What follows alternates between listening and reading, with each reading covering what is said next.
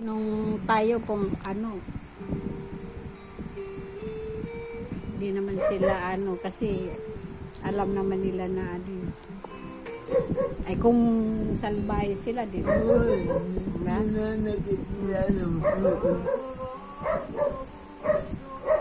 Yung tayo nga lang, di ba, nagligo tayo, di ba, may nagsasalita. Di ba, ang linaw yung Ha? Di ba?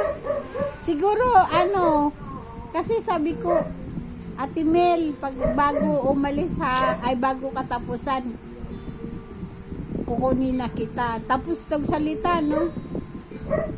Pero hindi ko naman maintindihan kung ano yung sinasabi. Ako din nga eh. Ha? Ako din. Hindi mo rin naintindihan. Pero, busis talaga babae, di ba?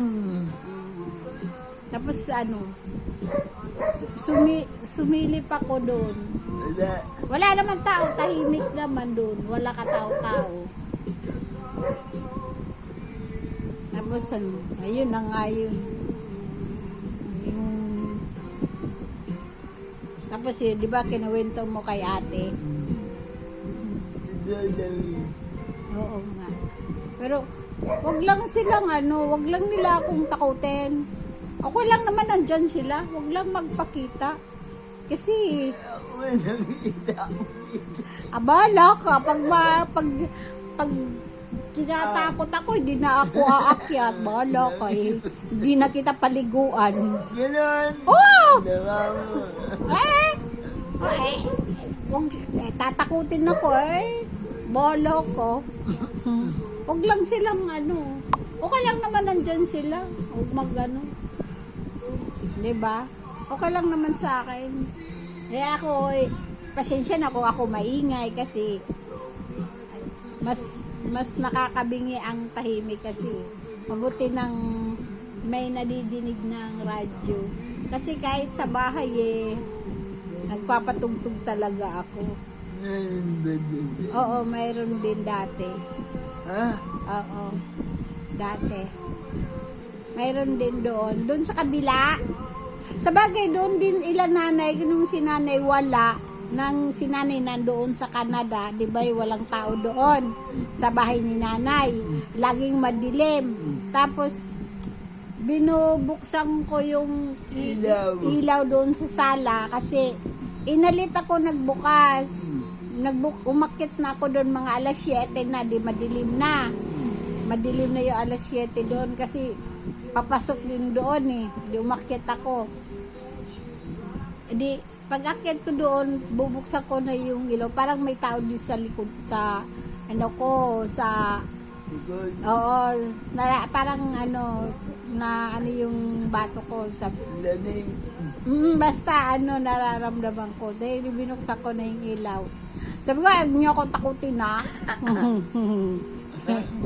Ayun. Yung pagkasimula lagi na akong maaga pa lang binubuksan ko na yung ilaw. Dapat Mga 5:30 binubuksan ko na yung ilaw. At saka nagpapatugtog na ako doon. Nilalakas ako na yung tugtog sa bahay. Kasi gusto ni nanay yung tugtog ko yan, nagpapatugtog na ako ng malakas. Saka sa bahay din, noon pag hindi pa ginawa yung kusina namin, yung minsan may kumakatok. May kumakatok sa pinto. Sabi ni Fred, sino ba yung kumakatok? Gabi na. Bubuksan ni Fred, walang tao. Sarado. Minsan yung gripo, laging binubuksan. Oo, dyan sa lababo. Oo, binubuksan yung gripo. Kaya yung bukas yung gripo, may tumutulo tubig, pero hindi naman malakas. Mahina lang naman, pero talagang binuksan talaga. Pinatay ko. Susunod na naman, yung shower, yung gripo sa baba. Yung gripo, binuksan na naman ng malakas. Ng gabi. Tulog ng mga bata. Nagbukas ng, maingay ako. Sino naman nagbukas ng tubig dito? Iniwanan. baha na yung silong. Di, pinatay ko. Di, mga ilang, ano naman, mga ilang araw, hating gabi, lagi binubuksan yung shower. Shower naman binubuksan. Banyo. Hindi sa baba, doon sa may hagdanan. Yung shower namin wala sa banyo, nasa baba. O kasi, hindi ako naliligo doon sa banyo. Kasi ang banyo namin papuntang silong. Di ba yung silong dati nila nanay ay, yung silong tapos yung sa gilid, yung parang nandoon yung banyo nandoon sa ilalim. Hindi naman, ayoko lang doon maligo. Kasi pag ilagay doon yung shower, hindi sila Fred. Sabi ko dito na lang yung shower sa baba sa may hagdanan. O para dito na kami maligo sa shower kasi minsan pag nagsabay-sabay maligo, papasok doon sa banyo. Siyempre mga estudyante, mga bata, 'di ba? May tatae tapos yung iba maliligo. Sabi ko, dito mo na lang yung ilagay yung shower sa labas para pag may maliligo dito na sa shower. Tapos naglagay na lang ako naggawa ako ng yung bathroom para itabi pag maliligo. Yun. Tapos matigas naman yung bukasan. Pag gano'n matigas naman, bakit nabubuksan. Ang lakas talaga. Talagang babang-baba yung shower. Ganun o. Bababa. Whoosh! Ganun ang lakas. Sabi ko, ginising ko si Fred. Love. Kaya kang nang bukas ng shower. Yung shower o bukas. Sabi niya, patayin mo. Diba ako bumaba. Pinatay ko. Diba, wala na tao. Hating gabi yun. Kasi naman magbubukas doon. Tapos mga naman din, yung kalan, yun ang kalan na delikado yon. Tulog na kaming lahat. Bukas yung kalan, yung pero lang, mahina lang. Oo, nag-aapoy. Walang nakasalang. Oo, nararamdaman ko parang mainit. Di ba pag mainit. Sabi ko, mainit, parang may nagluluto. Pag silip ko nga doon, bukas nga yung kalan. Yung ginisig ko, paano nagbukas yung kalan? Sabi ko, sino nagbukas yung kalan?